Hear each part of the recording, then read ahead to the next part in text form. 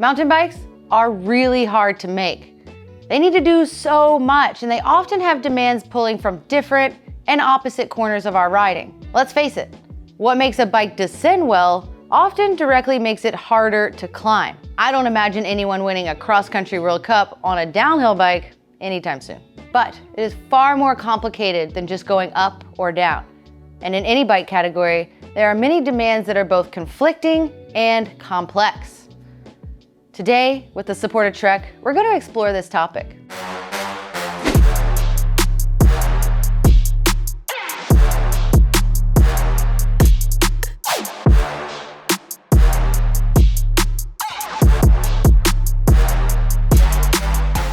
Geometry on bikes has continually evolved over the last decade, and there have been other game-changing moments that have left both mountain bikers and mountain bike engineers scratching their head.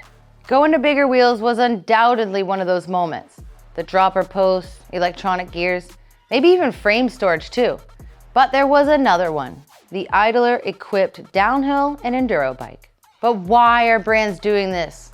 What are the problems they're trying to solve, and what are they trying to achieve? But first, I need to run to the shop and grab something I think is important.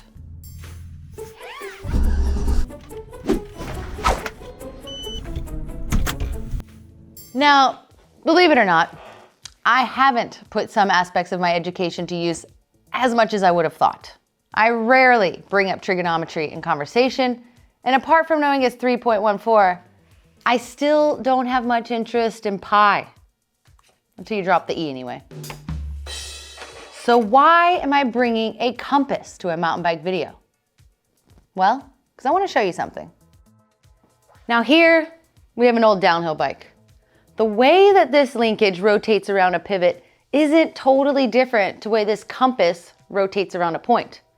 So I actually want to use this compass to further explain what we mean by high pivot. If I put the tip of my compass at the center of the pivot, we can quickly see roughly where the axle path will go. This is taking on some assumptions, for instance, that this bike would be a single pivot layout. Now I want you to imagine, when bikes have two moving links, you can work out where the virtual pivot or instant center is. But that's gonna get very technical, very boring very quickly. So let's just talk in broad strokes. So what if we went lower than the center of the pivot? Maybe to an extreme place, right at the same height or even lower than the bottom bracket. The axle path begins to look very different. It can only go up and forward from the axle. Having this might not be a bad thing in terms of reducing the interference of the chain on the suspension. But it also might not be the best thing to have this style of axle path when taking big hits. If we're tackling oncoming terrain on this plane, having a vertical axle path like this can potentially make our wheel hang up, especially on square edges. I mean, let's face it, if we rode our forks at 90 degrees, they wouldn't exactly be supple. So what if we went drastic and super high, almost at the saddle? Well, suddenly we've got a wheel that can move back and out of the way of bumps in a similar fashion to how our forks work on a modern slack enduro bike. Okay, so problem solved, right? Job's done. Let's clock out. Just kidding. Remember that word I said earlier? Interference? Well, it rings true again. How our bikes handle chain growth when the distance between the axle and bottom bracket increases differs above the stay and below it. That's because below there's a derailleur, but above, if that chain gets put under tension, does the only thing it can do. It pulls at either end. Now this force rotates the cranks backwards and can give a huge amount of pedal feedback, which isn't so good. Let's think about this using simple math. Say you've got a 36 tooth chainring. Each tooth on here represents 10 degrees of movement. So if the axle is rearward enough that a full compression of the suspension lengthens by the same length as say 4 links, well, that's 8 teeth and 80 degrees of movement, which is huge. Trust me, you're gonna feel it. So how do we get around this? Well, perhaps with an idler that we put, say, here. Idlers can take some heat because of unwarranted complications, but I suppose how tricky they are to live with really depends from bike to bike. And it's actually a gloriously simple solution to a very complex problem. The problem is the distance between the bottom bracket and axle increasing. But if we add this idler here, suddenly the distance between the idler and the bottom bracket can't change. These are two fixed points. And depending on the design, the distance between the idler and the cassette can't really change either. Well then, there is now virtually no interference between what our rear axle is doing and the chain pulling on the cranks. This is how the two forces have been decoupled. Again, these idler-equipped bikes might look like they're limited by their design, but from an engineering point of view, it could be said it's all the opposite. Now, freedom might be one thing, but even with design freedom, it doesn't mean there isn't an incredible amount of precision required when it comes to idler size and placement to maximize the concept. Trek has even gone as far as including a lower idler to mute all the external influences, even how the derailleur pulls on the chain. Idlers let engineers free up space in their design by separating two forces, drivetrain and suspension, that can work against each other.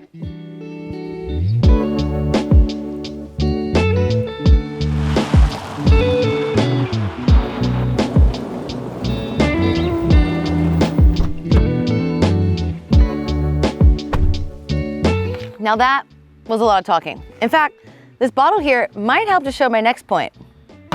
You can see here that if I move the bottle forward and stop it suddenly, the water sloshes forward. You might have experienced something similar if you've ever hit the brakes hard in your car. The car you're in is slowing down, but your mass might not have gotten the memo and carries on going forward. Although the forces aren't as pronounced with bikes, they're still there. Similarly, you might have been pinned to the back of your seat if you were being a bit greedy on the gas. Again, bikes also suffer from this when we accelerate. Our suspension is going to want to respond to this mass transfer because in comparison to the weight of our bikes, we are very heavy. Our suspension's job is not only soaking up rocks and roots, but also keeping our chassis and us stable. So, are bike designers thinking about what happens during accelerating and decelerating? Absolutely. Engineers can tweak what happens in these instances with various tricks. So the bike suspension can either extend or compress during accelerations or decelerations. Now you may have heard of the terms anti-squat or anti-rise, and it's this mass transfer that these terms are referring to. First, let's talk about anti-squat, which is how the suspension responds to accelerations, or pedaling. Now, the reason it's called anti-squat is because much like when we're accelerating in our car and our head gets pressed to the back of the seat, our mass on the bike also wants to move backwards under acceleration. If our mass moves towards the back, then there's going to be more of our weight compressing the rear of the bike. It's going to compress or squat that rear suspension. So this anti-squat is about resisting that force. When designers engineer a bike to have lots of anti-squat, that can mean your shock actually extends under power. If you had a high value of this, it would mean that pedal bob isn't going to be an issue, because when you're pedaling and accelerating, the shock is able to extend, not compress. However, what happens when you want to pedal and ride on bumpy terrain? Suddenly, that's not sounding so hot. We want our bikes to be active, and again, our driving forces and suspension just can't seem to get along. Decoupling these forces lets you further cherry pick how you want a bike to ride. And you can have a bike that has a lot of anti-squat, so it's very efficient, but it will also compress when you're accelerating. Now, if you imagine pedaling up a smooth tarmac road with no bumps or obstacles to think of, a high amount of anti-squat is going to give lots of efficiency. But if you imagine trying to crawl up a stepped climb, it's a very different story. We want to be pedaling even as the suspension is needing to come into its stroke. You might also notice that the main pivot isn't exactly lined up centrally with the upper idler, like you would see on downhill bikes such as the Session. This is deliberate and is a way to further hone in on a particular value of anti-squat, which in the case of the Slash is very consistent throughout the travel, around 105 to 110%.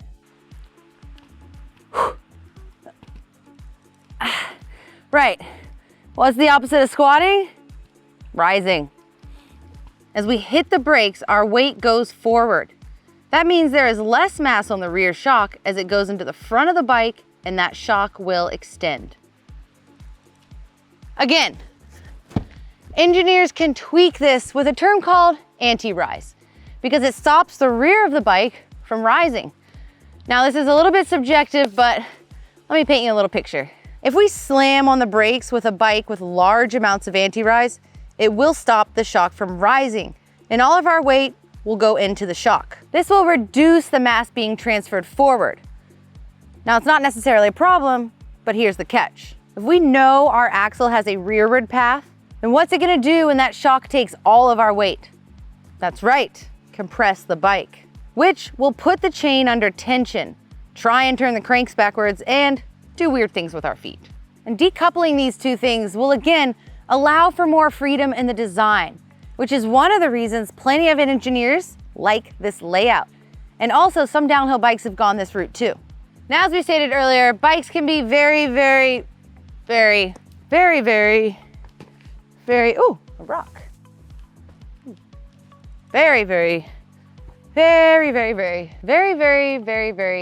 Very complicated. The idler solution is just one way to make a bike for riders that want to go up and down trails that demand a lot of suspension action. Thanks for watching today's video on the topic of high pivot machines. Hopefully, we took a little bit of the uncertainty out of it for you. But at the end of the day, it's not rocket science, people. We're talking about bikes, and they're meant to be fun.